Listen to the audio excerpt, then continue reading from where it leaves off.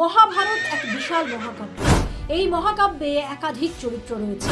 কৌরব পক্ষ রয়েছে, রয়েছে পাণ্ডব পক্ষ। পাণ্ডব পক্ষে যেমন সত্যনিষ্ঠার জন্য পরিচিত যুধিষ্ঠির, নিজের বলের জন্য পরিচিত ভীম, আর বীর যোদ্ধা হিসাবে খ্যাত অর্জুন, ঠিক তেমনই আরও দুজন পাণ্ডব রয়েছে যারা কোথাও যেন একটু অবহেলিত। মহাভারতের ছত্রে ছত্রে তিনজন পাণ্ডবের গুণের কথা যেভাবে ফলাও করে বলা হয়েছে, কিন্তু ততটা বলা হয়নি দুজন আরও গুণী মানুষের কথা, গুণী পাণ্ডবের কথা, নকুল আর সহদেব। কোথাও যেন এই দুজন অনেকটা অবহেলিত। শুধু কি মাদ্রীর পুত্র বলে, কুন্তির পুত্র নয় বলে, নাকি এর পিছনে রয়েছে অন্য কারণ? আজ আমরা মহাভারতের পাণ্ডবদের এমন এক চরিত্রের কথা আপনাদের বলবো যার নাম সহদেব। সহদেব অত্যন্ত গুণী একজন মানুষ ছিলেন। শুধু তার জ্ঞানের জন্য তিনি পরিচিত ছিলেন তা নয়, এই মানুষটি ছিলেন জ্যোতিষ শাস্ত্রে পারদর্শী।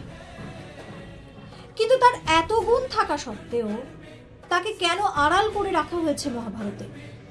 তিনি বলশালী ছিলেন, তিনি বীর ক্ষত্রিয় ছিলেন, তিনি বড়দের সম্মান করতে জানতেন, তিনি ভবিষ্যৎ দেখতে পারতেন, কিন্তু তা সত্ত্বেও তার কথা আমরা সেভাবে কেন জানতে পারি না? তাহলে কি ইচ্ছা করে কোনো এক বিশেষ কারণে সহদেবকে আড়াল করে রাখা হয়েছিল, যাতে ভীম, অর্জুন এবং যুধিষ্ঠিরকে আরো বেশি আলোকিত করা যায়? নাকি এর পিছনে একটা গভীর রহস্য ছিল, যে গভীর রহস্য আপনারা এতদিন শুনেননি? তাহলে আজকের এই ভিডিওতে আমি সেই রহস্য সম্পর্কেই আপনাদের জানাবো। এই পুরো ভিডিওটা দেখলে আপনারা বুঝতে পারবেন যে আসলে সহদেবকে আড়াল করে রাখার পিছনে কারণটা কি। আর যদি আপনারা এইরকম ভিডিও আরও দেখতে চান, তাহলে অবশ্যই মাইথোলজি বাই রেনেসা চ্যানেলটি সাবস্ক্রাইব করুন। আপনারা কি ধরনের ভিডিও দেখতে চান সেটা কমেন্ট সেকশনে লিখুন, আর সঙ্গে সঙ্গে অবশ্যই লাইক শেয়ার করতে ভুলবেন না। সহদেব আসলে কার পুত্র জানেন? এই কথা জানতে হলে আরও একটু পিছনে যেতে হবে। রাজা পাণ্ডু একবার জঙ্গলে শিকার করতে গিয়েছিলেন। সেখানে দুটি হরিণ মিলিত হচ্ছিল। রাজা পাণ্ডু তা জানতেন না। অজান্তেই তিনি তীর চালিয়ে বসেন হরিণ দুটির উপর, এবং তারপরেই তাকে শাপ দেয়া হয় যে যদি কোনোদিন তিনি কোনো স্ত্রীর সঙ্গে মিলিত হন, ঠিক সেই সময়ই তার মৃত্যু হবে। এ কথা জানতে পেরে, বুঝতে পেরে রাজা পাণ্ডু খুব দুঃখিত হয়ে পড়েন। তিনি বুঝতে পারেন যে তিনি কোনোদিনও আর কখনো কোনো পুত্রের পিতা হতে পারবেন না। মনের দুঃখে তিনি ফিরে যান। নিজের দুই রানী কুন্তি এবং মাদ্রীকে নিয়ে জঙ্গলে চলে যান। সেখানেই তিনি বসবাস করছিলেন। এরপর মাদ্রীর গর্ভে সন্তান আনার জন্য তিনি কুন্তিকে অনুরোধ করেন। তারপরেই অশ্বিনী কুমার ভ্রাতৃদ্বয়কে আহ্বান করা হয়। মাতৃর গর্ভে দুই সন্তান আসে। অশ্বিনী কুমারের পুত্রই হলেন নকুল এবং সহদেব, দুই যমজ ভাই। আপনারা কি জানেন, ভগবান শ্রীকৃষ্ণকে পর্যন্ত এই সাহসী, জ্ঞানী, গুণী এবং সেই সময়কার সর্বশ্রেষ্ঠ জ্যোতিষশাস্ত্রে পণ্ডিত সহদেবের কাছে নতজানু হতে হয়েছিল, তার কাছে অনুরোধ করতে হয়েছিল। কেন? কি ছিল এই সহদেবের মধ্যে? কেন ভগবানকেও তার কাছে নতজানু হতে হয়েছিল? এই ভিডিওতে সেটাই বলবো। শুধু তাই নয়, দ্রৌপদীর সঙ্গে সহদেবের যে সম্পর্ক, সেটা নিয়েও কিন্তু মহাভারতে আমরা খুব একটা বিশেষ কিছু পাই না। শুধু কি কুন্তির পুত্র নয় বলে, নাকি এর পিছনে গভীর থেকে গভীর রহস্য ছিল? কি ছিল সহদেবের মধ্যে? কি ছিল অজানা সেই জিনিস যাকে এক বিশেষ কারণে লুকিয়ে রাখা হয়েছিল? আসুন আপনাদের বলবো সে কথায়। নমস্কার, আমি রেনেসা, আর আপনারা দেখছেন মাইথোলজি বাই রেনেসা, আমার চ্যানেল। এবং এই চ্যানেলের কন্টেন্ট যদি আপনার ভালো লাগে তাহলে অবশ্যই সাবস্ক্রাইব করতে ভুলবেন না, এবং অন্যকে শেয়ার করতেও ভুলবেন না। কি কি ধরনের ভিডিও দেখতে চান সেটা অবশ্যই লিখে দেখুন। নিজের দুই স্ত্রী কুন্তি এবং মাদ্রীর মধ্যে মাদ্রীকেই সবচাইতে ভালোবাসতেন রাজা পাণ্ডু। মাদ্রীর প্রেমে এক প্রকার পাগল ছিলেন রাজা পাণ্ডু। তার সন্তানরা শুধুমাত্র যুদ্ধবিদ্যায় পারদর্শী হোক এমনটা তিনি চাননি। চেয়েছিলেন তারা সুশিক্ষিত হোক, জ্ঞান আহরণ করুন। আর সেজন্যই দুই স্ত্রী এবং সন্তানদের নিয়ে তিনি জঙ্গলে বাস করতে চলে যান। ছোটবেলায় তার সবথেকে কনিষ্ঠ পুত্র সহদেব, যার গুরু ছিলেন গুরু বৃহস্পতি, তার কাছ থেকে শিক্ষা লাভ করে সহদেব।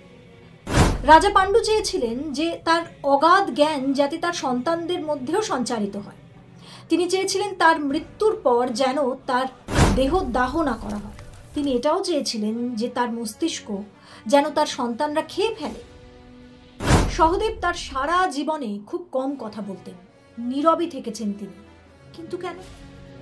এই রহস্য জানার জন্য আরও অতীতে যেতে হবে। জানতে হবে রাজা পাণ্ডুর মৃত্যু কি করে হয়েছিল। রাজা পাণ্ডু প্রেম তাড়িত হয়ে নিজের সব থেকে পছন্দের রানী মাদ্রীর সঙ্গে একদিন সহবাসে লিপ্ত হন। কিন্তু সেই যে অভিশাপ, সেই অভিশাপের কারণে সঙ্গে সঙ্গে তার মৃত্যু হয়। ভেঙে পড়েন তার স্ত্রীরা এবং তার সন্তানেরা। মাদ্রী সহমরণের সিদ্ধান্ত নেন। যখন দাহ করা হচ্ছিল পাণ্ডুকে, তার মস্তিষ্ক আগুনে ফেটে যায়। তিনি চেয়েছিলেন তার মস্তিষ্ক খেয়ে ফেলুক তার সন্তানেরা। এই আগুনে ফেটে যাওয়া মস্তিষ্কর একটা অংশ খেয়ে ফেলেন সহদেব।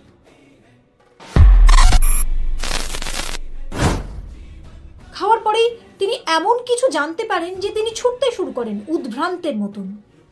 কি জানতে পারেন তিনি? কি বুঝতে পারেন তিনি? এমন কিছু তিনি জেনেছিলেন যে স্বয়ং ভগবান শ্রীকৃষ্ণ, যিনি সেই সময় মথুরায় ছিলেন না, তাকে সহদেবের কাছে হাজির হতে হয়, নত জানু হয়ে তার কাছে রীতিমতো ভিক্ষে চাইতে হয়, অনুরোধ করতে হয়, থামাতে হয়, বোঝাতে হয়। কিন্তু কেন? আসলে সহদেব সেই সময় ভবিষ্যতে কি হতে চলেছে তার সবটাই বুঝতে পারছিলেন, জেনে গিয়েছিলেন।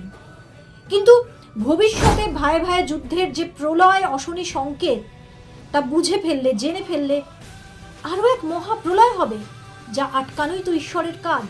তাই স্বয়ং ঈশ্বর ভগবান শ্রীকৃষ্ণ হাজির হন সহদেবের কাছে। তাকে করো জোরে অনুরোধ করেন যে সে যেন এই সত্য কাউকে না বলে।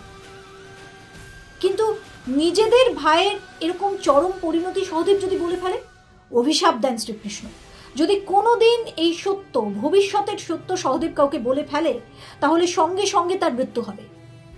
নিজের মৃত্যু ঘণ্টার কথা জানতে পারেন সহদেব। নীরব থাকতে হবে সারা জীবন তাকে। সব কিছু জেনেও মুখ বুজে সহ্য করতে হবে সবটা। কিন্তু কতটা বিচক্ষণ, কতটা কূটনীতিক বুদ্ধি তার মধ্যে ছিল ভাবুন, যে সঙ্গে সঙ্গে আজকের দিনে আমরা যাকে বার্গেন বলি, সেইটিই তিনি করে ফেলেন ভগবান শ্রীকৃষ্ণের সঙ্গে। তিনি একটা রক্ষা কবচ চেয়ে নেন নিজেদের 5 ভাইয়ের জন্য। তিনি বলেন যে তার এবং তার ভাইদের রক্ষা করতে হবে স্বয়ং ভগবানকে, শ্রীকৃষ্ণ। রাজি হয়ে যান শ্রীকৃষ্ণ। ভবিষ্যৎ পড়তে পারার, দেখতে পারার এই দিব্য দৃষ্টি থাকা সত্ত্বেও সহদেব চুপ ছিলেন, চুপ থাকতে বাধ্য হয়েছিলেন। সারা জীবন নীরবেই থেকে গেছেন তিনি। একজন বলশালী যোদ্ধা, একজন বিচক্ষণ কূটনীতিবিদ, একজন ত্রিকালদর্শী ক্ষত্রিয় হওয়া সত্ত্বেও বড় ভাইদের আদেশ মেনেই সারা জীবন তিনি এক নীরব চরিত্র হয়েই থেকে গেছেন। তিনি জানতেন যে ভবিষ্যতে কি হতে চলেছেন। তিনি জানতেন তার সন্তানরাও একদিন মারা যাবে, কিন্তু তা সত্ত্বেও কিচ্ছু বলেননি। নিয়তি যা ঠিক করে গেছে তাকে খণ্ডানোর এক ফোঁটা চেষ্টাও তিনি করেননি। এমনই একটি অদ্ভুত চরিত্র, অলৌকিক চরিত্র সহদেবের।